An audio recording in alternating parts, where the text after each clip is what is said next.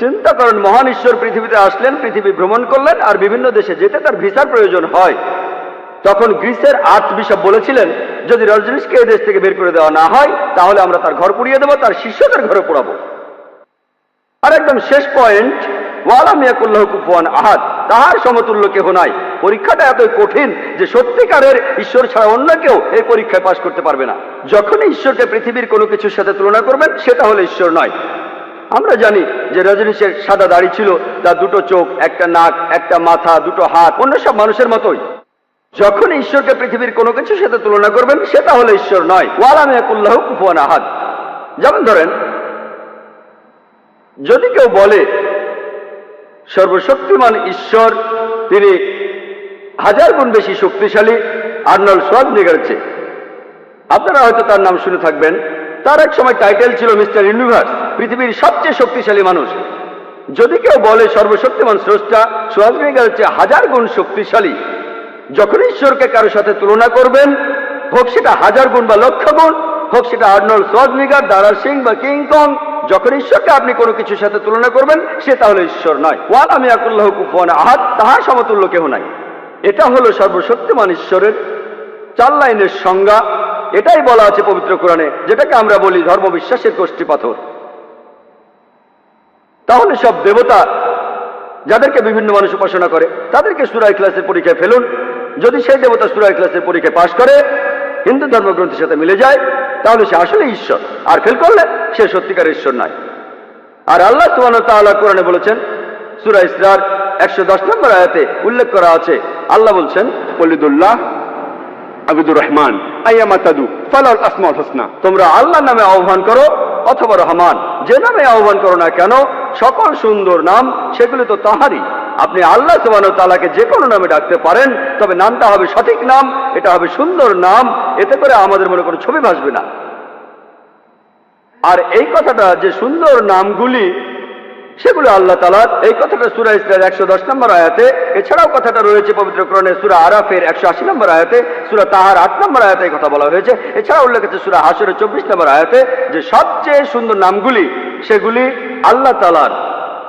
আর যদি আপনারা পবিত্র কোরআন পড়েন, এই কোরআনে 99টি আলাদা নামে ডাকা হয়েছে আল্লাহ সুবহানাহু ওয়া তাআলাকে।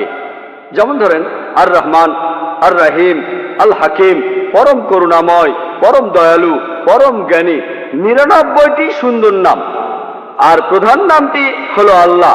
আমরা ইসলাম ধর্মের অনুসারীরা কেন আল্লাহকে ডাকি আরবি শব্দ আল্লাহর নামে, কেন ইংরেজিতে গড বলি না? কারণ ইংরেজি গড শব্দটাকে দিয়ে অনেক শব্দ বানানো যায়, যেটা আরবি শব্দ আল্লাহ দিয়ে সম্ভব না। যেমন ধরুন, যদি গডের পরে এস অক্ষরটা যোগ করেন তাহলে হবে গডস, গডের বহুবচন। আল্লাহর কোনো বহুবচন নেই। কুল আল্লাহু আহাদ, বলো তিনি আল্লাহ এক এবং অদ্বিতীয়। যদি আপনারা গডের পরে DESS বসান সেটা হবে গডেস, অর্থাৎ মহিলা গড। পুরুষ আল্লাহ বা মহিলা আল্লাহ বলে কিছু নেই ইসলামে। আল্লাহ সুবহানাহু ওয়া তাআলা এক, অদ্বিতীয়, তার কোনো লিঙ্গ নেই। যদি গডের পরে ফাদার শব্দটা বসান তাহলে হবে গড ফাদার, সে আমার গড ফাদার। আল্লাহ ফাদার বা আল্লাহ আব্বা বলে কিছু নেই ইসলামে। যদি গডের পরে মাদার বসান তাহলে হবে গড মাদার। আল্লাহ মাদার বা আল্লাহ আম্মি বলে কিছু নেই ইসলামে। যদি গডের পরে তিন শব্দটা বসান তাহলে হবে তিন গড, অর্থাৎ নকল গড। তিন আল্লাহ বলে কিছু নেই ইসলামে। আর এই কারণে আমরা মুসলমানরা ঈশ্বরকে আল্লাহ বলে ডাকি, আরবিতে আল্লাহ বলে ডাকি, ইংরেজিতে গড বলে ডাকি না। কিন্তু কোন মুসলিম যখন অমুসলিম কারোর সাথে কথা বলে, সেই লোক হয়তো ইসলামের আল্লাহ সুবহানাহু ওয়া তাআলা সম্পর্কে কিছু জানে না, তাকে বোঝানোর জন্য আরবিতে আল্লাহ সুবহানাহু ওয়া তাআলা না বলে যদি গড বলা হয়, আমি যেমন আজকের লেকচারে বলছি, এতে কোনো আপত্তি নেই। কিন্তু সবাইকে মনে করিয়ে দেই যে ইংরেজি গড শব্দটা আরবি শব্দ আল্লাহর সঠিক অনুবাদ নয়। আর এই আল্লাহ শব্দটা পৃথিবীর বেশিরভাগ প্রধান ধর্মগ্রন্থেই উল্লেখ করা হয়েছে, এমনকি হিন্দু ধর্মগ্রন্থে উল্লেখ আছে। যদি ঋগ্বেদ পড়েন 2 নম্বর গ্রন্থ 1 নম্বর অনুচ্ছেদের 11 পরিচ্ছেদে সর্বশক্তিমান ঈশ্বরের একটি বৈশিষ্ট্যের কথা আছে। ঋগ্বেদের 2 নম্বর গ্রন্থ 1 অনুচ্ছেদের 11 পরিচ্ছেদে, সেটা হলো আল্লাহ। আর যদি সংস্কৃত ডিকশনারি পড়েন হিন্দু ডিকশনারি বলা হয়েছে আল্লাহ সৃষ্টিকর্তার একটি নাম। এছাড়াও আরো আছে সৃষ্টিকর্তাকে বলা হয়েছে আল্লাহ। ঋগ্বেদে 3 নম্বর গ্রন্থে 30 অনুচ্ছেদের 10 পরিচ্ছেদে, এছাড়াও ঋগ্বেদে 9 নম্বর গ্রন্থ 67 অনুচ্ছেদের 30 পরিচ্ছেদে সৃষ্টিকর্তাকে বলা হয়েছে আল্লাহ। আসুন এবার ইসলামের দ্বিতীয় স্তম্ভ নিয়ে আলোচনা করি, সেটা হলো ফেরেশতাগণ। হিন্দুইজমে ফেরেশতার মতো কিছু নেই, তবে হিন্দুইজমে কিছু অতি মানবীয় ব্যক্তি আছেন যারা এমন কিছু করতে পারেন যেগুলো সাধারণ মানুষ পারে না। ইসলাম অনুযায়ী ফেরেশতাদের সৃষ্টি করেছেন আল্লাহ সুবহানাহু ওয়া তাআলা আলো থেকে। তারা সব সময় আল্লাহ সুবহানাহু ওয়া তাআলার আদেশ পালন করে, তাদের নিজের ইচ্ছায় পরিচালিত হয় না। আর ফেরেশতাদের তৈরি করা হয়েছে বিশেষ কিছু উদ্দেশ্যে, বিশেষ কাজের জন্য। যেমন প্রধান ফেরেশতা জিবরাইল, তার কাজ হলো আল্লাহ সুবহানাহু ওয়া তাআলার আসমানি কিতাবগুলো বিভিন্ন নবীদের কাছে পৌঁছে দেয়া। তৃতীয় স্তম্ভ হলো আসমানি কিতাব। প্রথমে বলবো হিন্দুইজমের ধর্মগ্রন্থগুলো নিয়ে। হিন্দুইজমের পবিত্র সব ধর্মগ্রন্থগুলিকে ভাগ করা যায় প্রধানত 2 ভাগে। একটা হলো শ্রুতি, অন্যটা স্মৃতি। শ্রুতি অর্থ সেটা যা বোঝা গেছে, যা শোনা গেছে, যা স্পষ্ট হয়েছে, প্রকাশিত হয়েছে। আর এই শ্রুতিগুলোকে বলা হয়ে থাকে ঈশ্বরের বাণী। এই কথাগুলো একেবারে স্বর্গীয়। এখানে 2টো ভাগ রয়েছে, বেদ আর উপনিষদ। বেদ শব্দটা এসেছে সংস্কৃত শব্দ ভিদ থেকে, যার অর্থ জ্ঞান। আর বেদ অর্থ সবচেয়ে শ্রেষ্ঠ জ্ঞান। আবার বেদ 4 প্রকারের আছে, ঋগ্বেদ, যজুর্বেদ, সামবেদ আর অথর্ববেদ। সঠিক কবে এই বেদগুলো মানুষের কাছে এসেছে সেটা জানা যায় না। ঠিক কবে বেদ এসেছে সেটা জানা যায় না, পণ্ডিতরাও একমত না। স্বামী দয়ানন্দ সরস্বতীর মতামত অনুযায়ী, যিনি আর্য সমাজের প্রতিষ্ঠাতা, তিনি বলেছেন যে এই বেদগুলো পৃথিবীতে এসেছে 131 কোটি বছরের আগে। তবে বেশিরভাগ পণ্ডিতরাই, আর হিন্দু পণ্ডিতদেরও বেশিরভাগই, তারা বলেন বেদ আনুমানিকভাবে 4000 বছরের পুরনো। ঠিক কার কাছে বেদ প্রথম এসেছিল সেটাও আমরা জানি না। কোন দেশে প্রথম বেদ এসেছিল সেটাও আমরা জানি না। কোন ঋষি প্রথম এটা লিখেছিল বা কার উপর নাজিল হয়েছিল সেটাও জানি না। এসব কিছু ব্যাপারে একমত না হলেও হিন্দুরা বিশ্বাস করে যে এই বেদ ঈশ্বরের বাণী, আর এটাই সবচেয়ে পবিত্র সব হিন্দু ধর্মগ্রন্থের মধ্যে। এরপরে গুরুত্বপূর্ণ হলো উপনিষদ। প্রায় 200-রও বেশি উপনিষদ রয়েছে। ইন্ডিয়ানরা বলে উপনিষদের সংখ্যা 108টি। আর এগুলোর মধ্যে প্রধান হলো, কেউ বলে 10টি, কেউ বলে 12টি। আর রাধাকৃষ্ণন 18টি উপনিষদকে বলেছেন প্রধান উপনিষদ, তার বইতেও লিখেছেন। আর অন্য ধরনের পবিত্র গ্রন্থগুলো, এগুলো হলো স্মৃতি। স্মৃতি অর্থ যেটা স্মরণ করা যায়, অর্থাৎ মেমোরি। আর স্মৃতি, এগুলো শ্রুতির চাইতে কিছুটা কম পবিত্র। এই স্মৃতিগুলো ঈশ্বরের কাছ থেকে আসেনি, এগুলো মহান স্রষ্টার বাণী নয়, এগুলো লিখেছেন মানুষরাই। এখানে লেখা আছে বিভিন্ন নিয়ম কানুন, যে একজন মানুষ কিভাবে জীবন ধারণ করবে, এগুলোকে বলা হয় ধর্মশাস্ত্র। স্মৃতিগুলোর মধ্যে রয়েছে ইতিহাস। সেই অসাধারণ মহাকাব্য দুটির কথা বেশিরভাগ ইন্ডিয়ানই জানেন। একটা হলো রামায়ণ, যেটাতে শ্রীরামচন্দ্রের গল্প রয়েছে, এটাও বেশিরভাগ ইন্ডিয়ানই জানেন। অন্যটা হলো মহাভারত, যেখানে গল্পটা হচ্ছে সিংহাসন নিয়ে জ্ঞাতি ভাইদের মধ্যে যুদ্ধ, অর্থাৎ পাণ্ডব আর কৌরব। এছাড়াও এখানে শ্রীকৃষ্ণের গল্প বলা হয়েছে। আর আমাদের বেশিরভাগ ইন্ডিয়ানরা এই মহাভারত পড়েছেন। ধর্মগ্রন্থগুলির মধ্যে সবচেয়ে জনপ্রিয় হলো ভগবদ্গীতা। ভগবদ্গীতা হলো মহাভারতের একটি অংশ। এতে 18টি অধ্যায় আছে। এগুলো হলো ভীষ্ম পর্বের একটি অংশ।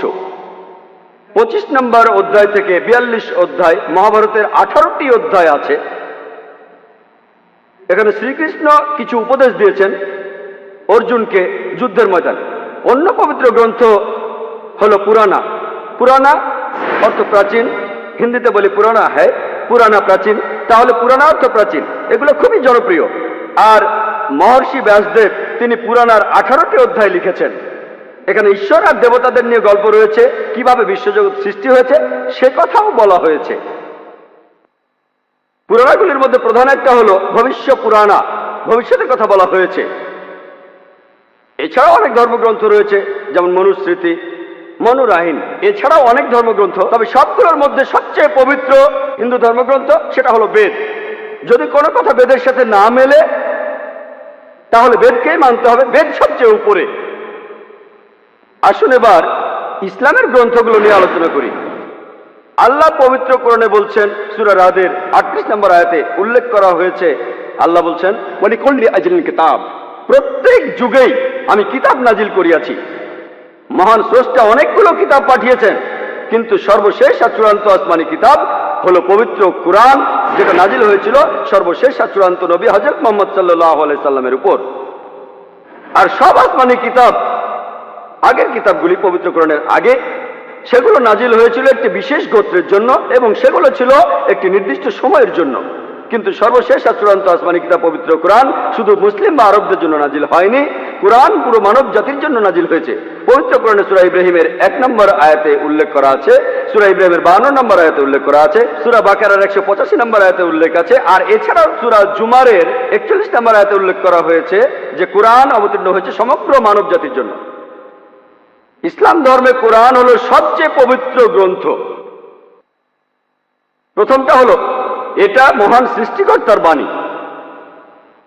আর কোরআনের সাহায্যকারী গ্রন্থ হিসেবে আপনারা ইসলাম ধর্মে পাবেন আমাদের প্রিয় নবী যা বলেছেন, সহিহ হাদিস। সর্বশেষ ও চূড়ান্ত নবী হযরত মুহাম্মদ সাল্লাল্লাহু আলাইহি সাল্লাম যা বলে গিয়েছেন, এই সহিহ হাদিস কখনোই পবিত্র কোরআনের বিরুদ্ধে যাবে না। পবিত্র কোরআন আর সহিহ হাদিসের মধ্যে কখনোই কোনো বিরোধ হবে না। এই দুটোই হলো ইসলাম ধর্মের সবচেয়ে পবিত্র গ্রন্থ। আসুন এবার ইসলামের চতুর্থ স্তম্ভ নিয়ে কথা বলি, সেটা হলো নবী রাসূলগণ। প্রথমে আমরা হিন্দু ধর্মের প্রেরিত দূতদের কথা বলবো। সাধারণ হিন্দুরা তারা অবতারবাদে বিশ্বাস করে। অবতার একটা সংস্কৃত শব্দ যেটা এসেছে আও থেকে, অর্থ নিচে, এবং ত্র অর্থ ভ্রমণ করা। তাহলে অবতার মানে নিচে আসা বা নিচে পাঠানো।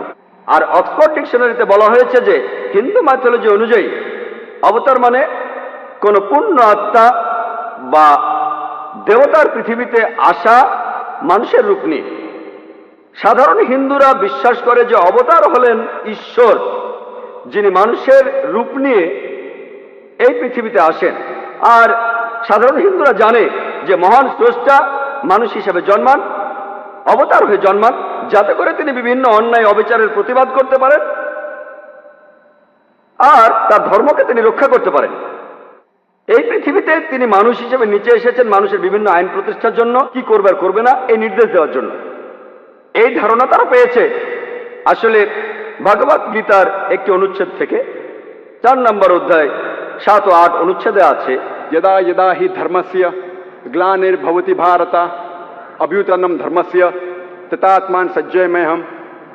এই অনুচ্ছেদটা খুবই কমন, আর এটা দেখানো হয় মহাভারত সিরিয়াল টিভিতে শুরুর আগে। এর অর্থ যখনই কোথাও ন্যায়পরায়ণতার অবক্ষয় হবে এই ভারতে এবং অন্যায় অবিচার বৃদ্ধি পাবে, আমি তখনই উপস্থিত হব। 8 নম্বর অনুচ্ছেদে আছে, ভালোকে রক্ষা করতে এবং মন্দকে ধ্বংস করতে, ন্যায়পরায়ণতাকে প্রতিষ্ঠা করতে আমি তখনই উপস্থিত হব। প্রত্যেক যুগে আমি আসি, সম্ভবামি যুগে যুগে, প্রত্যেক যুগেই আমি উপস্থিত হই। এই অবতারদের ধারণা এটা আরো বলা আছে ভগবত পুরাণায় 9 নম্বর খণ্ড 24 অধ্যায় 56 অনুচ্ছেদে বলা হচ্ছে, যখনই পৃথিবী অন্যায় আর অবিচারে ভরে যাবে, পুরো পৃথিবী পাপে পরিপূর্ণ হবে, তখনই আমি নেমে আসব। মহান স্রষ্টা তখনই নেমে আসবেন। এই অবতারবাদের ধারণা মহান স্রষ্টা মানুষের রূপ নিয়ে আসছেন। সব সাধারণ হিন্দুই এই কথাটা বিশ্বাস করেন। এই কথাগুলো বেদের কোথাও আপনারা খুঁজে পাবেন না। অবতারের কথা বেদের কোনো জায়গাতেই উল্লেখ করা নেই। আর বেদই হলো হিন্দু ধর্মগ্রন্থের মধ্যে সবচেয়ে পবিত্র। আর হিন্দু পণ্ডিতরা এখানে বলেন, অনেক হিন্দু পণ্ডিত বলেন যারা বেদান্তবাদী, বেদের কথাগুলোকে বিশ্বাস করেন, তারা বলেন এই সংস্কৃত শব্দ অবতার, এটা আসলে মহান স্রষ্টার প্রেরিত কেউ, সৃষ্টিকর্তা পাঠিয়েছেন। এটা নিয়ে স্বয়ং সৃষ্টিকর্তাকে বোঝানো হচ্ছে না, এটা হতে পারে যে মহান স্রষ্টা কোনো মানুষকে পাঠিয়েছেন। তাহলে এইসব পণ্ডিতরা বলেন আমাদের কোনো আপত্তি নেই যে মহান স্রষ্টা পৃথিবীতে কোনো মানুষকে পাঠিয়েছেন। আপনারা যদি বেদ পড়েন, সেখানে অনেক ঋষির কথা বলা হয়েছে যাদেরকে সৃষ্টিকর্তা পৃথিবীতে পাঠিয়েছেন মানুষকে পথ দেখানোর জন্য। আসুন এবার ইসলাম ধর্মে প্রেরিত দূতের ধারণা দেখি। আল্লাহ পবিত্র কোরআনে বলেছেন, সূরা ফাতিরের 24 নম্বর আয়াতে উল্লেখ করা হয়েছে, وإن من أمة إلا خلا فيها نذير। এমন কোন সম্প্রদায় বা গোত্র নাই যাহাদের নিকট পূর্ব কোন সতর্ককারী প্রেরিত হয় নাই। পবিত্র কোরআনে সূরা রাদের 7 নম্বর আয়াতে বলা হয়েছে, ولكل قوم هاد। প্রত্যেক সম্প্রদায়ের নিকট আমি সতর্ককারী পাঠাইয়াছি। পৃথিবীতে এ পর্যন্ত অনেক নবী রাসূল এসেছেন, কিন্তু সর্বশেষ আর চূড়ান্ত নবী হলেন হযরত মুহাম্মদ সাল্লাল্লাহু আলাইহি সাল্লাম। আর পবিত্র কোরআনে সূরা আহজাবের 40 নম্বর আয়াতে বলা হয়েছে, ما كان محمد أبا أحد من رجالكم ولكن رسول الله وخاتم النبيين وكان الله بكل شيء عليما। মুহাম্মদ সাল্লাল্লাহু আলাইহি সাল্লাম তোমাদের মধ্যে কোনো পুরুষের পিতা নহেন, বরং তিনি রাসূল আল্লাহ সুবহানাহু ওয়া তাআলার, এবং তিনিই সর্বশেষ নবী, এবং আল্লাহ সর্বময় বিষয়ে সবকিছু সম্পর্কে জানেন। যেহেতু হযরত মুহাম্মদ সাল্লাল্লাহু আলাইহি সাল্লাম হলেন সর্বশেষ ও চূড়ান্ত নবী, আগের নবী রাসূলরা তারা এসেছিলেন শুধু তাদের সম্প্রদায়ের জন্য, আর সেই সব নবী রাসূলদের বিভিন্ন নির্দেশ সেগুলো ছিল নির্দিষ্ট একটা সময়ের জন্য। যেহেতু হযরত মুহাম্মদ সাল্লাল্লাহু আলাইহি সাল্লাম সর্বশেষ এবং চূড়ান্ত নবী, তিনি শুধুমাত্র মুসলমান আর আরবদের জন্য আসেননি। আল্লাহ পবিত্র কোরআনে বলেছেন, সূরা আম্বিয়ার 107 নম্বর আয়াতে উল্লেখ করা হয়েছে, وما أرسلناك إلا رحمة للعالمين। যে আমি তো তোমাকে কেবল বিশ্বজগতের প্রতি রহমত রূপে প্রেরণ করিয়াছি, পৃথিবীর যাবতীয় জীবজন্তুর রহমত হিসেবে, পৃথিবীর সমস্ত মানব জাতির রহমত হিসেবে। আল্লাহ কোরআনে আরো বলছেন, সূরা সাবার 28 নম্বর আয়াতে উল্লেখ করা হয়েছে, وما أرسلناك إلا كافة للناس بشيرا ونذيرا। আমি তো তোমাকে পৃথিবীতে প্রেরণ করিয়াছি সমগ্র মানব জাতির জন্য, তাহাদের প্রতি সুসংবাদদাতা ও সতর্ককারী রূপে। কিন্তু অধিকাংশ মানুষই ইহা সম্পর্কে জানে না।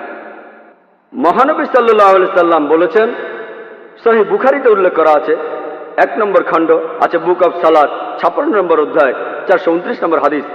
মহানবী বলেছেন যে আমার আগে পৃথিবীতে যত নবী রাসূল এসেছিলেন তারা এসেছিলেন শুধু তাদের সম্প্রদায়ের জন্য, তাদের জাতির জন্য।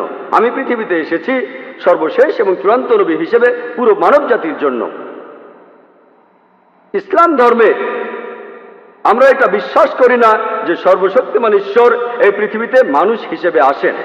এই বিশ্বাসটা যে স্রষ্টা পৃথিবীতে মানুষ হয়ে আসেন, এটাকে বলা হয় অ্যানথ্রোপমরফিজম।